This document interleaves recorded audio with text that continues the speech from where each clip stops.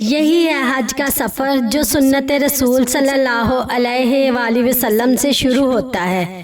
نبی کریم صلی اللہ علیہ وآلہ وسلم نے مدینہ والوں کے احرام کے لیے ذوالحلیفہ، شام والوں کے لیے جحفہ، نجد والوں کے لیے کرن، منازل یمن والوں کے لیے یلملم متعین کیا۔ یہاں سے ان مقامات والے بھی احرام باندھے، اور ان کے علاوہ وہ لوگ بھی جو ان راستوں سے آئیں اور حج یا عمرہ کا ارادہ رکھتے ہوں، لیکن جن کا قیام میقات اور مکہ کے درمیان ہے تو وہ احرام اسی جگہ سے باندھے جہاں سے انہیں سفر شروع کرنا ہے، یہاں تک کہ مکہ کے لوگ مکہ ہی سے احرام باندھے۔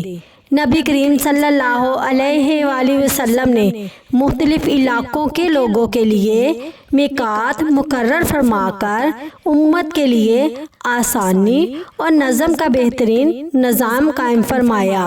عبادت میں اپنی مرضی نہیں، اللہ اور رسول کا حکم چلتا ہے۔